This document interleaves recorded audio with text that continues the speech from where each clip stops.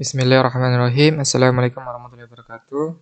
Kembali lagi, pada kesempatan kali ini saya akan menjelaskan materi kedua dari praktikum konversi tenaga listrik mengenai motor DC. Jadi motor DC ini merupakan kebalikan dari generator, di mana gaya gerak listrik itu dikonversikan menjadi gaya gerak atau mekanis.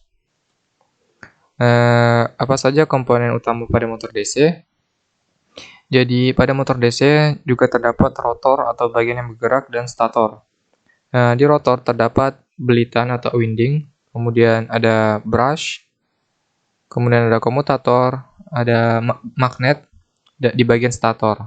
Kemudian ada terminal, terus ada poros dan bantalan dari motor DC. Terus prinsip kerja dari motor DC.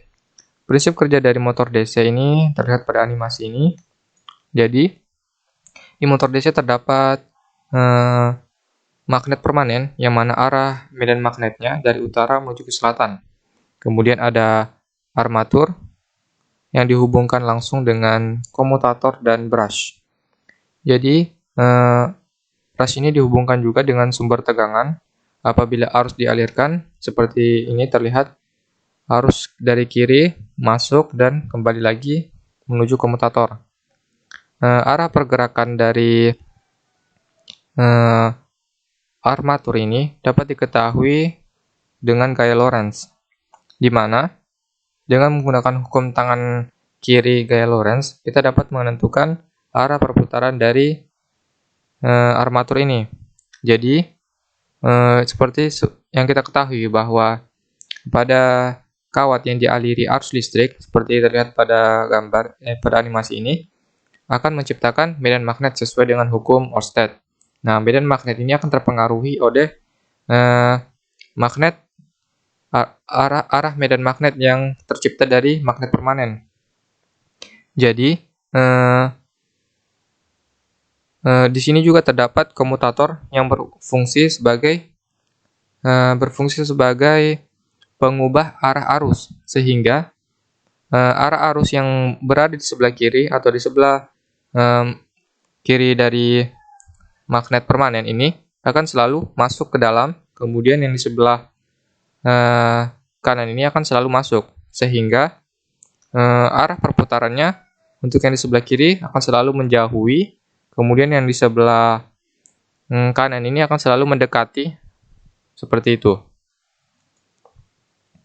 Untuk lebih jelasnya juga dilihat dari animasi yang ini. Untuk di daerah north, armatur akan selalu menjauhi, kemudian pada saat di sebelah kanan ini, di yang selatan, akan selalu mendekati. Prinsipnya seperti itu. Kemudian untuk gaya pada motor DC itu sudah tadi saya jelaskan menggunakan hukum tangan kiri, di mana jempol itu menunjukkan arah gaya, kemudian jari tunjuk menunjukkan medan magnet, sedangkan jari tengah menunjukkan arah arus. Untuk menentukan besarnya gaya pada motor DC, kita dapat menggunakan persamaan berikut, yang mana F itu sama dengan B atau kerapatan flux yang satuannya Tesla, kemudian arus dikali dengan panjang kawat penghantar, kemudian dikali juga dengan jumlah penghantar. Kemudian di sini perbedaan terhadap motor AC. Jadi seperti yang saya jelaskan tadi, motor DC itu memiliki brush dan juga komutator. Sedangkan untuk motor AC, dia tidak memiliki brush atau komutator. Seperti juga namanya, motor DC itu diberikan sumber DC, sedangkan untuk AC diberikan sumber AC atau sumber yang memiliki fasa pada setiap sudutnya, pada setiap waktu. Terlihat pada gambar ini bahwa untuk yang motor AC jenis induksi seperti ini, belitannya atau daerah yang menciptakan medan magnet itu berada di daerah stator, kemudian rotornya merupakan bagian yang dibuatkan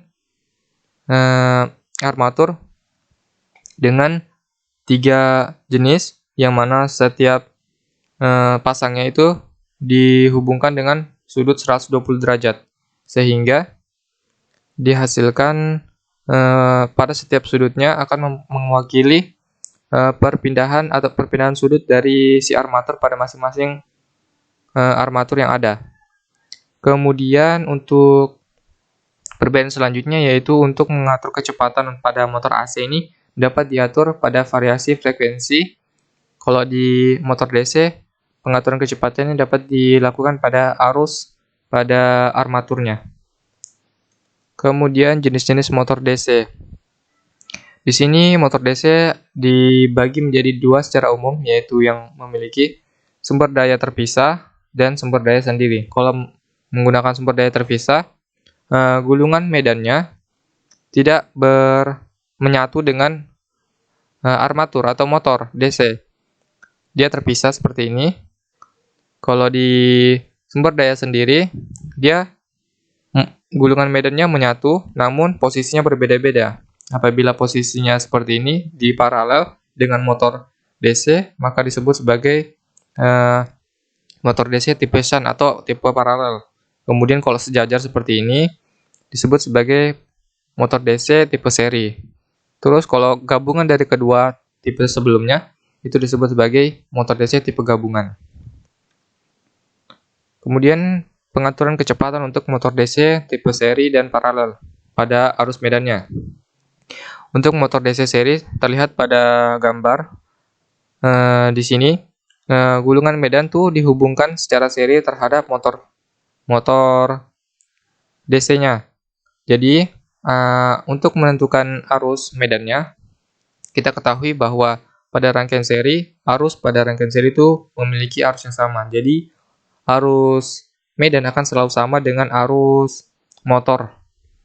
Kemudian untuk grafiknya, kecepatan dari motor DC akan lambat laun menurun dengan grafik seperti ini. Tidak secara langsung menurun. Namun untuk motor DC paralel, terlihat bahwa gulungan medannya diparalel dengan motor DC. Jadi arus pada rangkaian paralel itu terbagi, sehingga arus total pada rangkaian ini adalah jumlah dari arus motor ditambah dengan arus medan. Untuk kecepatannya menjadi seperti ini. Jadi kecepatan dapat dikatakan konstan pada kecepatan tertentu, namun pada saat tertentu kecepatannya langsung turun drastis. Seperti itu. Jadi sekian dari presentasi saya. Assalamualaikum warahmatullahi wabarakatuh.